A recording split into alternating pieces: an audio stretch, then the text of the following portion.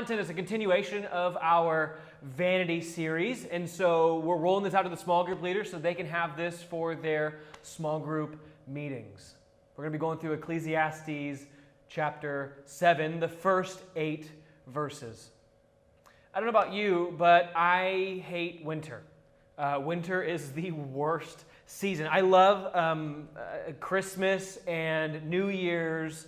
I love the first snowfall and I love the first blizzard, but everything after that can just go away. It's only fall right now and I'm already sick of winter. But I was invited by a friend of mine in February to escape the Chicago winter and go and join him and hang out with him and his wife in Los Angeles. And so I quickly booked a ticket, and it was awesome to go see him, his friends, experience a new place. It was awesome to meet his church family and see some of the sights. And there was this one particular day where I went to Santa Monica by myself, and I got to walk around the Santa Monica Pier and just kind of like take in the ocean. And there was this thing that happened. I went up to a taco truck, and I ordered a lot of tacos. I'm not going to tell you how much.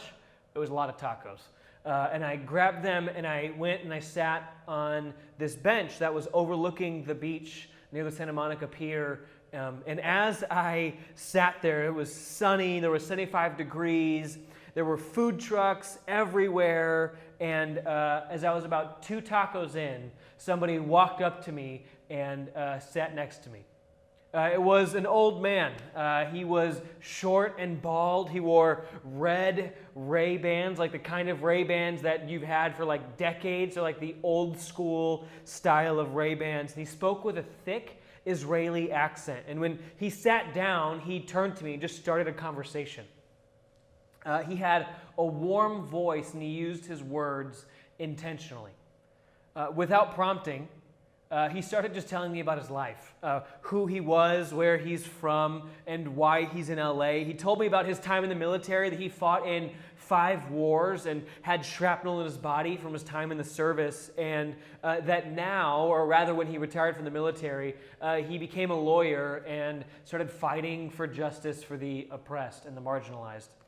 And it really wasn't until about 30 minutes into our conversation that I learned that this man's name was Joseph.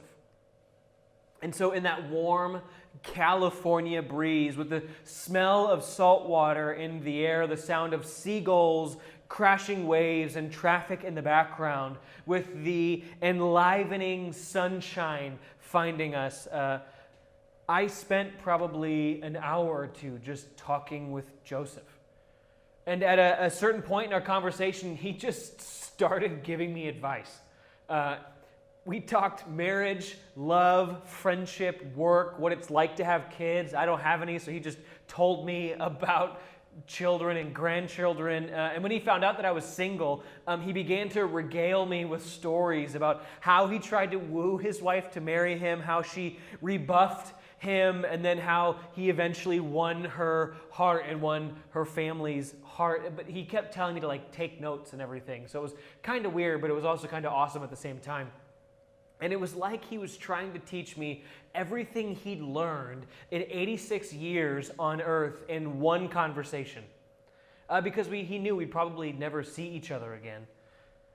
So sometimes he'd say something and then transition to something new. And so he'd be in a line of thought and then just go like, oh, this thing over here, you also have to remember this, and then you have to remember this, and then he'd pick back up to his main point. But it was clear that he was trying to seek my good and that he was pouring out wisdom on me, and so that he could help me avoid some traps and pitfalls and regrets that plagued him in his life. That's a bit like our next section in Ecclesiastes. The preacher changes the way he talks to us. Thus far throughout the book, we've heard the preacher point at things and declare that it's vanity. So it's like chasing after the wind. So being remembered, it's vapor. Having money, it's vapor. Friends and family, they're vapor. Attempting to numb ourselves, that's vanity. Wisdom is vapor. And on and on and on, the preacher points at things in our life that we find important, and he says it's vapor. It's like trying to catch wind in a jar. It doesn't work. These things won't last, and they won't satisfy. But now, in this section, the preacher's voice changes a bit. He takes a break from exposing the vapor-like things in our life, and he finds us as we're sitting on a beach eating tacos or drinking coffee or cold brew, whatever your thing is, and he starts to give us life advice. He stops this heralding to the masses type approach, and he gets down at our level with this intense kind of a one-on-one. He looks at us right in the eye, and he begins to tell us what matters most. I love what one notable preacher says. He says that this section is like we're sitting down to have coffee with Granddad at his kitchen table. Like he's going to be a little rough around the edges, but we know that he means well. And I think there's something for us to learn here with this approach. So let's pick up our text in Ecclesiastes chapter 7, verse 1. We're not going to go through the whole chapter. We're just going to hit the first 8 verses. Ecclesiastes 7, verse 1. A good name is better than precious ointment. So let's pause there. The preacher, our own Grandpa Joseph, as it were, sitting on a bench next to us in the California breeze while people jog by, getting their workout on, he turns to us and he says, a good name is better than smelling good.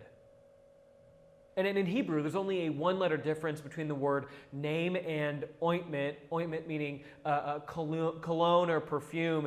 And so he's doing a little wordplay here. And it's like he's saying this. A good name is better than a nice frame. Your person is better than your impression. And this is what he's getting at. You can spend all the time in the world getting ready for the day, taking Instagram pics that have the perfect light and the perfect side, or where you're working out and you're getting all swole and hulked out, and you take the perfect picture that makes you look jacked, and you can make yourself look and smell great. You can get as swole as you want, but if when people mention your name, if they recoil because your character is bankrupt, what good is it? Who cares if you lift all the time and you're fashionable, but your friends can't trust you, you gossip behind their backs, or they know that your word is not worth anything? What does it matter if everyone around you rolls their eyes at the mention of your name? And this is common sense, but we forget it while we're young. We often admire actors or actresses because they look really good. Like Daniel Craig can just get all jacked for a movie, or she can lose weight for this movie, or he can lose weight for this movie, or whatever, right? Because we love that they look good. But when we admire old people, when we admire the elderly, like our grandparents, we see that what we care about them is that their word is their bond, or that they faithfully served the men and women around them, or they poured into the next generation, or that they gave of themselves to their family, to their children and grandchildren. That men and women of character, they're impressive. So, like, quite plainly, your looks will fade. You'll smell old. You'll get a belly. Things will droop and sag. And you'll develop wrinkles. But a good name is worthwhile. So we'll continue on. Latter half of verse 1.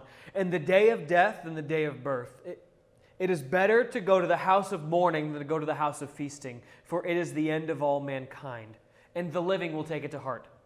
Sorrow is better than laughter, for by sadness of face the heart is made glad. The heart of the wise is in the house of mourning, but the heart of fools is in the house of mirth, or house of laughter and joy. This seems ludicrous to us. It doesn't make any sense. Why would the day of death be better than the day of birth, or the house of mourning? What does this even mean? And at this point, it's like Grandpa Joseph is leaning in. He's saying, look, I've been to the party scene.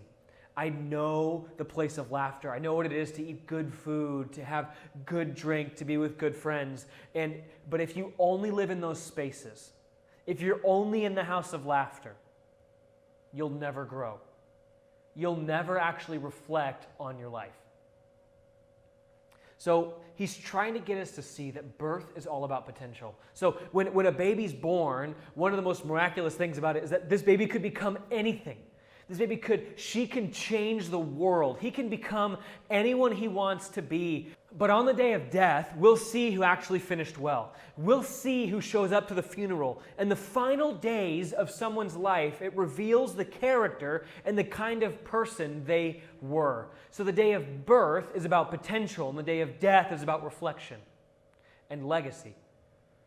So it's easy to live a shallow life. It's really easy to live a shallow life, to do your thing, go home, watch Netflix, and then do your thing, go home, watch Netflix, and just do that over and over and over again until you just die. It's so easy to gloss over those verses and those important parts of our story and of the world around us that remind us of our mortality. And I think that's why the first 11 verses of this book is so scandalous to us. We don't want to dwell on our ultimate death because we know that it's coming for us. And though we know that death has a 100% success rate, we don't really want to think about it. Often we'll lose ourselves in the present, or we'll just try to be in the house of mourning all the time. And the preacher is drawing us towards a deeper truth, that he's inviting us to see that the funeral has a lot to offer us, that dwelling on our death and joining others in their mourning actually changes us. So plainly, sorrow, sadness, and grief, they show us who we are, they reveal what's underneath of us, and they provide an opportunity for us to re-examine our life and see what kind of a legacy we actually are leaving and want to leave. Because you assume you're going to have 60 days on earth. I assume I'm going to die at a ripe old age, but I'm not promised my next birthday. I'm not promised tomorrow. I cannot be guaranteed that I will wake up tomorrow. So, who do you want to be? What kind of a man do I want to be? How do I want to impact those around us? So, verse 5. It is better for a man to hear the rebuke of the wise than to hear the song of fools. For as the crackling of thorns under a pot, so is the laughter of the fools. This also is vanity. And now our preacher, sitting with us on the beachfront bench, overlooking the scene in front of both of us, he continues to give us life advice.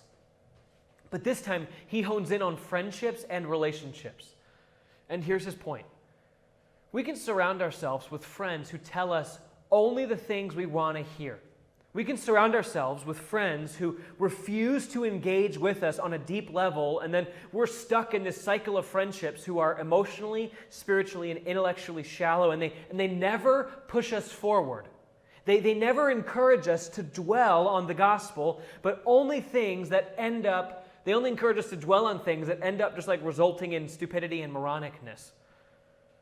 Because it's good to be rebuked by a friend than to hear our foolish friends crack jokes all the time. I mean, that's me in high school. I was that dumb friend in high school. I might still be that dumb friend now. Who knows?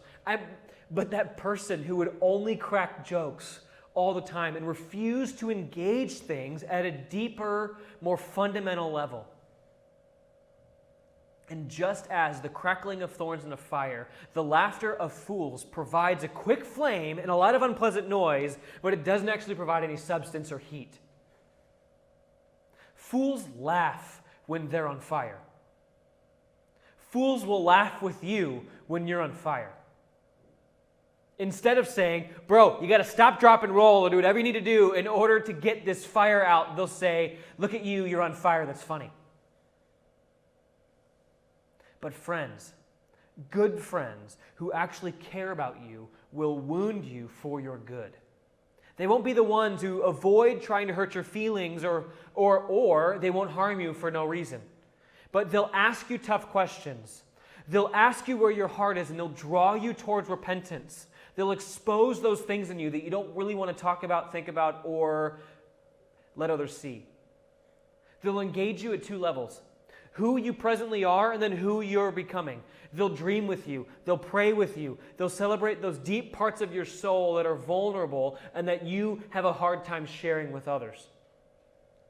And this is what I've found out about life, that I have friends that have played an important role, a vital role, in shaping me into the man that I am today, whether for good or bad. They've encouraged me. They've challenged me. They've shown me my hypocrisy. They've laughed with me. They've expanded my vision. They've reminded me of who I am.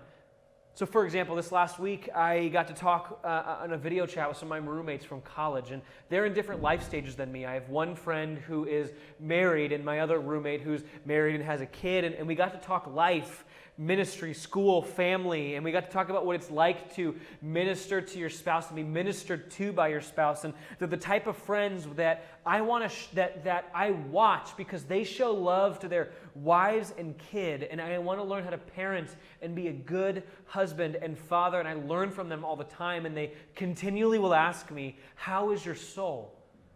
What's the Lord talking to you? Where is He taking you?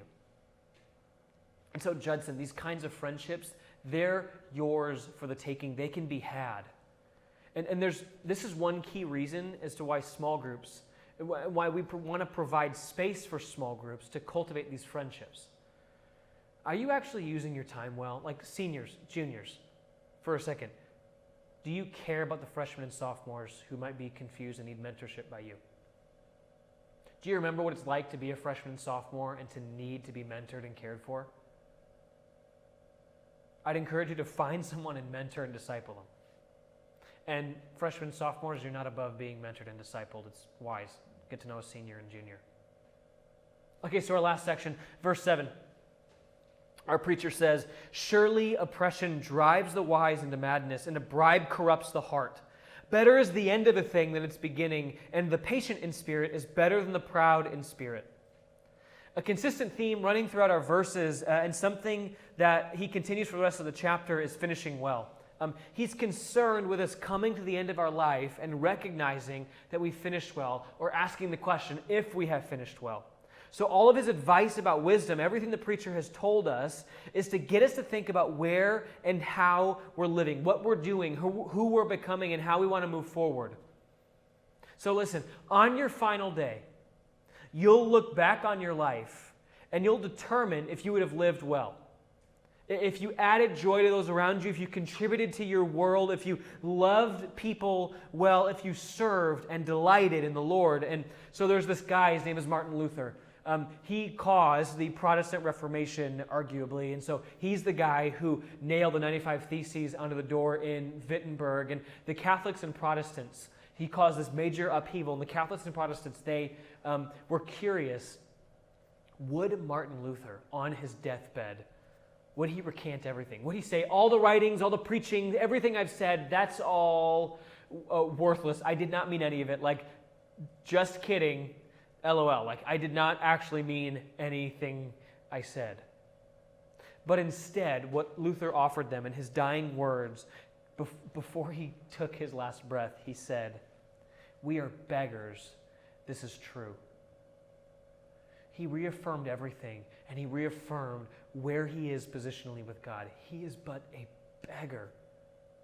This is true. For me, one of the greatest things that I struggle with is setting myself up to finish well.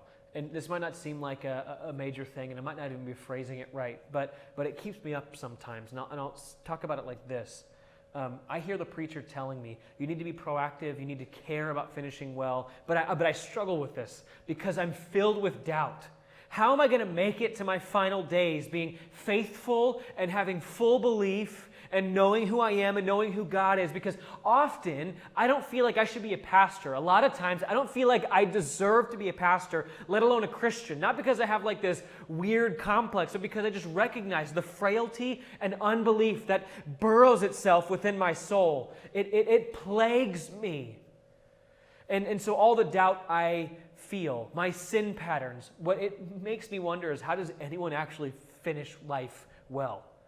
How does anyone faithfully make it to the end?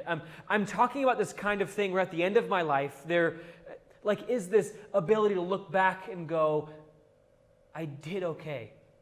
I lived well. I lived life to the full, and I contributed to those around me. I didn't leave a wake of dead or bruised or marred bodies, but I left people who felt joy and felt known and seen and loved and cared for. I want to get to the end of my life and say, we are beggars. This is true. I want to be filled with faith, and I want to delight in the Lord. But if it's up to me, I'm doomed. I don't have any willpower or steadfastness to make it. And this is one of my favorite texts in the scriptures, comes from Philippians 1:6. And Paul says, I am sure of this, that he who began a good work in you will bring it to completion at the day of Christ Jesus.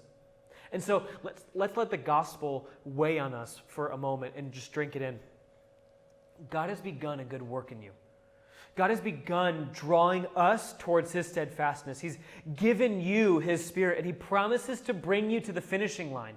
Because this is tremendous news for me. I am frail and weak, and I feel like I'm a wreck most of the time. And I lack faith in all areas of my life. But Philippians reminds me that it's not up to me to finish well. The advice of the preacher makes it sound like I need to do more. I need to frantically rearrange my life. I need to make sure everything is in order. But the gospel reminds me that Christ has not abandoned me to figure my life out on my own. He did not place us at the starting line and say, all right, I'll see you at the end if you make it. This isn't like a 26-mile marathon where at the end he goes like, I just hope you make it there. I'll be there clapping, but you need to make it there on your own. Instead, this is what Christ does to us. He is the one who finishes well for us. His dying words on the cross are, it is finished. And the resurrection shows, it demonstrates, it proves that death has been conquered and made inept, and that Christ's word, it is finished, is true. And so the unfaithfulness, my dumb choices, my unbelief, all the foolishness hiding inside of me, it was killed with Christ on the cross, and he's raised me into new life with his resurrection. And so now I do not have to depend on my own strength, but I can rest in the reality that I'm united with Christ and that he finished well for me. And so I'm not sure where you're at or what you need to hear, but listen now. You can try to figure everything out. You can try to make your 10, 15, 20, 60-year life plan and figure out how you're going to live and finish well. You can keep the rules of your morality. You can do every single thing right. Have the best interactions with those around you. And you might even be able to succeed, but that is exhausting, that's tiring, that is fruitless, and Christ offers us something better. Christ offers us rest. He actually offers us himself. He doesn't offer the ability to finish well. He offers us himself, he who finished well. So stop striving. Stop frantically running the race and slow down. Christ gives us faithfulness, and he finishes the race for us. You are given God himself.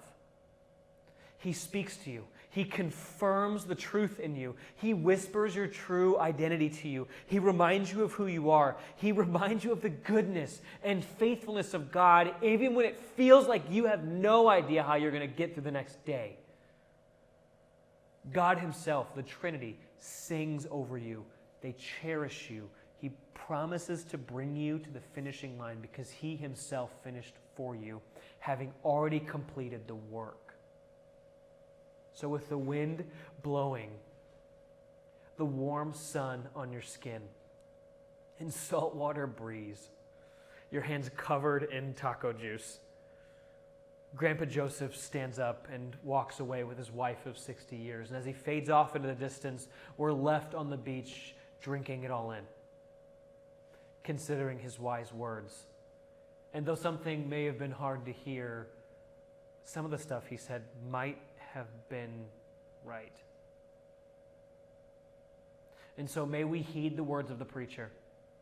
May we care far more about our character than our appearance. May we run from the laughter of fools towards a deep and lasting friendship. May we care about finishing well. May we care about being brought to the finishing line. And may your faithlessness find rest in the faithfulness of Christ. May you rest in the reality that the finishing line is yours to have because you've been given it already in Christ. May your unbelief be gathered into the perfect belief of Christ. And may we, on our deathbed with the saints, cry out, we are beggars. This is true. Amen. Thanks so much.